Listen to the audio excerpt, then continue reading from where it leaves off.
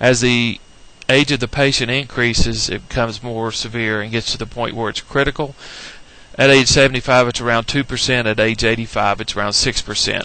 So as the age of the patient increases with AS, the quality of life decreases, and this is when they seek medical attention.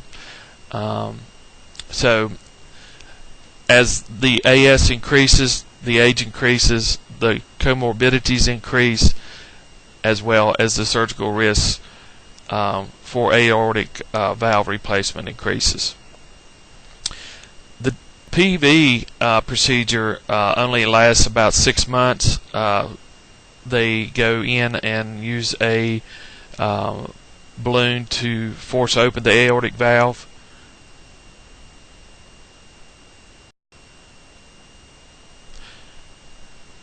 Aortic stenosis is considered the narrowing of the AV opening caused by calcification, stiffening, and thickening of the aortic valve leaflets themselves. Of all the valvular heart disease, 25% of patients develop aortic stenosis. The common risk factors for aortic stenosis is, of course, high LDL cholesterol, history of smoking, history of chronic kidney disease, and congenital and rheumatic cardiac valvular disease.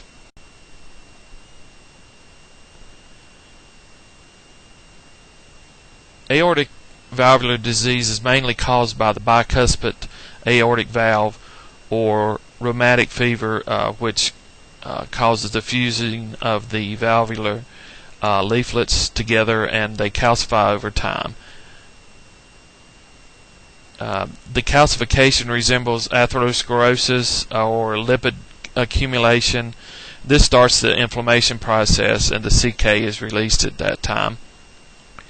And this causes calcium crystals and then valvular cardiac dysfunction.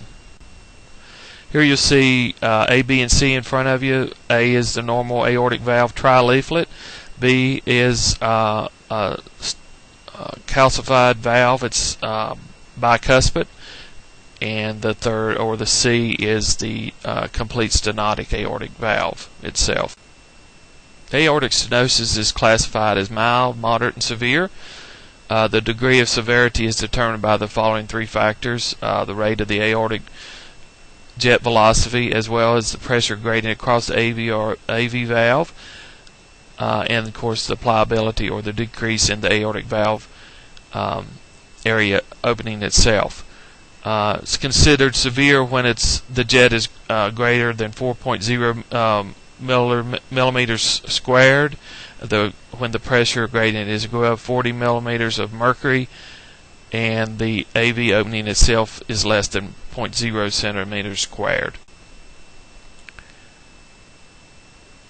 These measurements are assessed by a cardiac sonogram. You can also use a low-dose dobutamine stress echo procedure that measures the area of the aortic valve itself. The decision for surgery is based upon these 2 factors.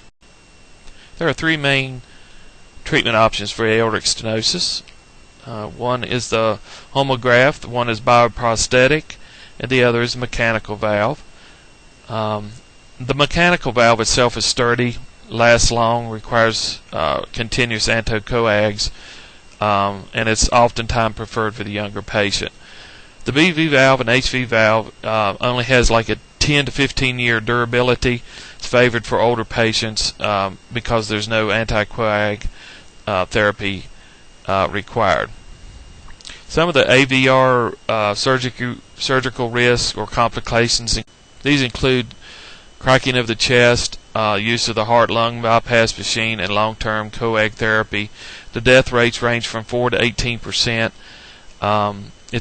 This procedure is often held from high-risk patients, and they often have very poor prognosis with this symptomatic aortic stenosis. The second option, the percutaneous valvuloplasty, or PV, it was developed as an alternative to the aortic valve replacement, and it's minimally invasive approach. They place a balloon placed into the stenotic aortic valve and pushes the leaflets open and decreases, of course, the aortic stenosis. This is often recommended for patients that are younger and have no calcifications. However, restenosis and the patient becomes symptomatic in about 6 to 12 months. The third type of option for aortic stenosis is the most exciting. It's called the TAVR procedure. It's specifically designed, one of the first that's specifically designed for the severe aortic stenosis patients, because it's less invasive and because oftentimes these patients are high risk. It requires no cardiopulmonary bypass, no cracking of the chest, and no removal of any native aortic vessels. The two TAVR devices that are used in the United States are the Medtronic and the Edwards devices. First, at the top of the slide, you see A is a Medtronic, and B is the Medtronic core valve is porcine pericardial valve. It's self-expanding, hourglass-shaped frame. The catheter itself expands at the aortic annulus and is positioned just above the native aortic valve itself. It's more invasive, more discomfort for the patient. There are two sizes available, the 20 and the 27, and it's often planted, or it is implanted either femorally or through the subclavian arteries. The Edwards, on the other hand, is the only FDA-approved device for severe aortic stenosis patient that have been inoperable and certified by the board certified cardiac thoracic surgeon. It's a bovine tri-leaflet pericardial valve on a stainless steel balloon stent. They're 23 and 26 millimeters,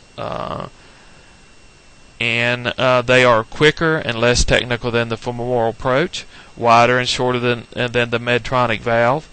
The valve is cloth covered valve, sits inside the stent and implanted into the aortic annulus as well.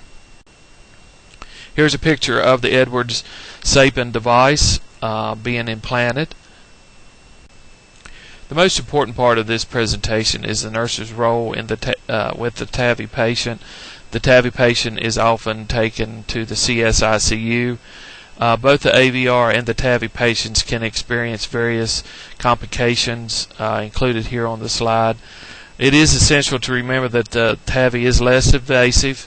However, the patient has a host of other medical comorbidities that may lead to a quick, unstable condition.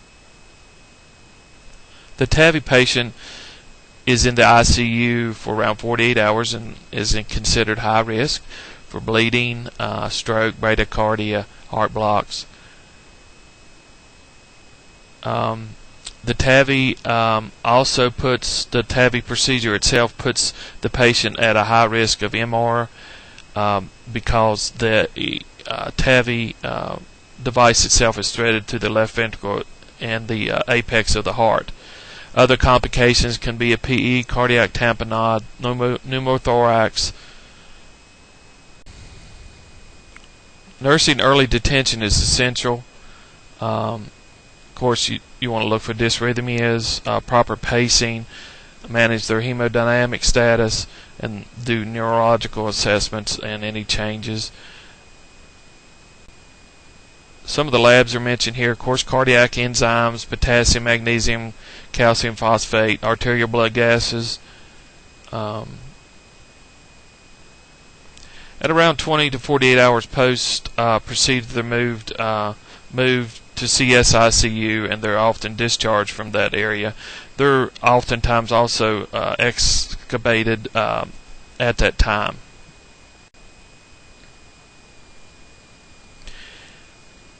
After the patient leaves home, they're on anticoags for around 6 months until the valve seals itself around the aortic annulus. Unfortunately, the people with chronic AFib will continue and remain on their anticoag therapy. and some patients may require cardiac rehab after discharge from the hospital. Of course, the nursing care for the TAVI patient is going to evolve and has to be tailored as the great grain of America continues, and as the baby boomers retire. The nurse must also evolve as the medical technology advances. And I found this quote I thought was very appropriate about the TAVI procedure. The ultimate goal will be to prove that the minimally invasive TAVI procedure can provide high-risk older adult AS patients with a less complicated surgical recovery and a improved quality of life. Next couple slides tell you specific complications, how to assess for them, how to monitor the patient, and what you should do treatment-wise for the patient. This slide talks about this project's evaluation and recommendations for future audiences. Also, here's an interesting slide. This is just an additional sources. The first two are from physicians, and the last is from a patient that has received the TAVI procedure. You can click on those links if you like and read more about it. And of course, there's a website that tells you all about the specifics of the TAVI procedure. Thank you for your time and your attention.